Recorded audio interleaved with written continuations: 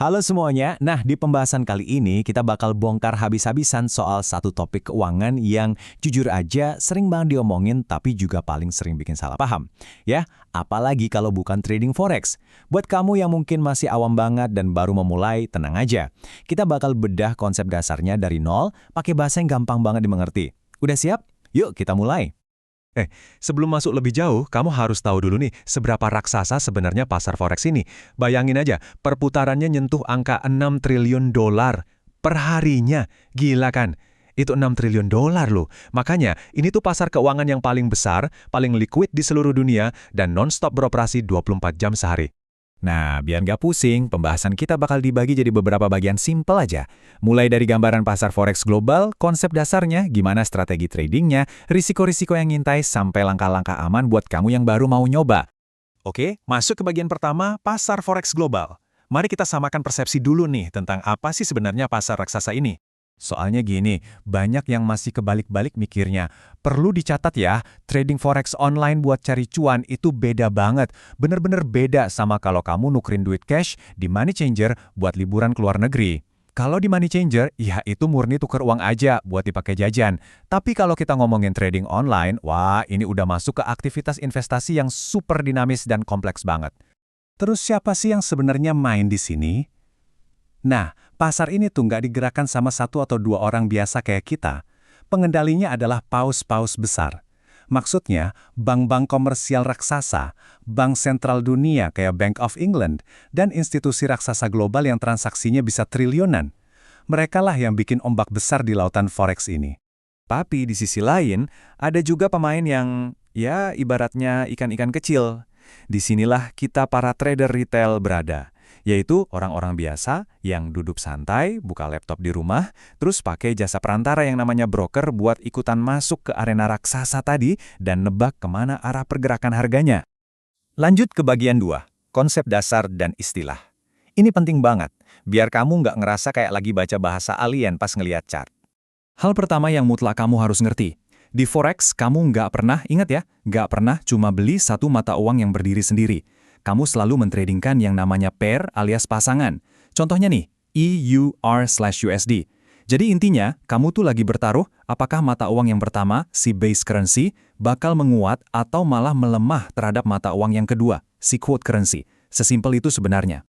Nah, pas harga pasangan mata uang tadi bergerak, entah itu naik atau turun, biarpun cuma, ya ampun, sepersekian sen tuang, pergerakan super kecil itu ada namanya, yaitu pip. PIP ini semacam satuan ukur dasar kamu buat ngitung seberapa besar potensi cuan atau ya kerugian yang bakal kamu dapat. Ada lagi istilah spread. Gampangnya gini, spread itu ya biaya jasa yang kamu bayar ke broker. Ini cara mereka nyari duit dari transaksi kamu. Jadi logikanya, semakin kecil spreadnya, ya jelas semakin menguntungkan buat kamu sebagai trader. Oke, dari istilah-istilah tadi muncul satu pertanyaan yang paling sering bikin orang tergiur, tapi juga paling bahaya. Gimana ceritanya orang-orang bisa dapat untung gila-gilaan, padahal modal awalnya cuma sedikit banget? Pernah mikir gitu nggak? Jawabannya cuma satu kata, leverage. Ini tuh semacam fasilitas dari broker, di mana ibaratnya gini, cuma dengan modal $1 aja di kantong, kamu seolah-olah dikasih kekuatan buat ngendaliin $100 di pasar uang. Keren kan? Kayak pakai dongkrak buat ngangkat mobil yang super berat, padahal tenaga kita biasa-biasa aja. Tapi tunggu dulu. Hati-hati. Leverage ini bener-bener pedang bermata dua yang tajam banget. Iya sih, untungnya bisa dilipat gandatan. Tapi, kalau pasar ternyata bergerak ngelawan prediksi kamu, wah, sistem ini bisa langsung nyapu bersih dan ngehangusin semua modal di akun kamu dalam sekejap mata. Apalagi kalau kamu main hajar aja tanpa manajemen risiko yang jelas. Sekarang kita masuk ke bagian ketiga, strategi trading. Kita lihat gimana sih cara praktisnya para trader ini beneran beraksi di lapangan. Salah satu hal yang paling seru di forex itu, kamu bisa dapat untung dari dua arah pergerakan harga. Kalau kamu yakin harganya bakal naik, kamu ambil posisi beli atau long. Tapi kalau analisamu bilang harganya bakal anjlok, ya kamu tinggal ambil posisi jual atau short dari awal. Jadi, mau harga naik atau turun, peluangnya itu selalu ada. Terus buat ngeeksekusinya gimana? Wah, gayanya macam-macam. Ada satu strategi yang intens banget namanya scalping. Trader yang pakai cara ini bakal melototin layar terus-terusan buat nyomot keuntungan super kecil dalam hitungan detik atau menit. Bayangin aja, mereka bisa ngelakuin ratusan transaksi dalam sehari. Benar-benar memacu adrenalin. Masuk ke bagian keempat, memahami resiko dan legalitas. Bagian ini wajib banget kamu dengerin supaya nggak asal nyemplung terus tenggelam. Coba perhatiin deh batas pembedanya di sini. Forex itu beda loh sama kripto yang buka 24 jam nonstop tiap hari tanpa backing fisik. Kalau Forex, harganya itu beneran ditopang sama kondisi ekonomi dunia yang nyata dan pasarnya libur pas weekend. Dan yang paling penting, trading itu bukan judi ya. Kalau judi kan cuma ngandalin hoki. Nah, kalau trading yang benar, itu butuh analisa grafik dan pemahaman berita ekonomi yang serius, bukan asal tebak-tebakan. Terus, gimana dari sudut pandang panduan agama? Nah, secara objektif di Indonesia, Majelis Ulama Indonesia atau MUI udah ngeluarin panduan nih. Transaksi tukar-menukar falas secara langsung atau spot itu diperbolehkan. Tapi aktivitas trading yang pakai sistem margin dan leverage tinggi yang sifatnya spekulatif banget tadi, nah itu dinilai nggak boleh karena unsur ketidakjelasannya terlalu tinggi. Ini penting banget ya buat dipertimbangkan. Kamu juga harus benar-benar sadar, resiko di Forex ini jauh di atas saham atau reksadana. Kamu bakal ngadepin harga yang bisa tiba-tiba loncat liar, belum lagi harus ngelawan emosi kamu sendiri pas lagi panik. Dan yang paling nyebelin, banyak banget broker bodong di luar sana yang siap nilep uangmu kalau kamu nekat terjun tanpa edukasi. Bahaya banget kan? Oke, sampai juga kita di bagian kelima, langkah aman untuk pemula.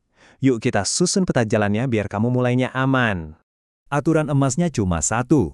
Sebelum kamu mempertaruhkan uang sepeser pun, berlatihlah. Sumpah ini wajib. Biasain dulu tangan dan mata kamu buat mengeksekusi order di software standar industri, kayak MetaTrader 5, murni pakai uang virtual. Anggap aja ini semacam simulator terbang gitu loh, sebelum kamu beneran bawa pesawat sungguhan. Jadi, ikuti langkah-langkah ini dan jangan ada yang dilewatin ya. Pertama, pastiin brokernya 100% legal dan terdaftar resmi di Bapepti. Kedua, latihan terus di akun demo. Ketiga, belajar terus sampai kamu ngerti cara analisa fundamental dan teknikal. Nah, baru deh di tahap akhir, transisi pakai dana beneran. Ingat, step by step, jangan buru-buru. Dan sebagai penutup dari penjelasan ini, aku mau ngasih satu pertanyaan buat kamu renungkan. Trading Forex itu menuntut dedikasi waktu yang luar biasa, disiplin tingkat dewa, dan mental baja buat ngadepin resiko ekstrim. Coba tanya ke diri sendiri, apakah ini beneran cocok sama karakter dan gaya hidup kamu? Atau jangan-jangan, investasi yang lebih santai dan aman kayak reksadana justru jadi pilihan yang jauh lebih bijak buat masa depanmu? Silakan dipikir-pikir lagi ya.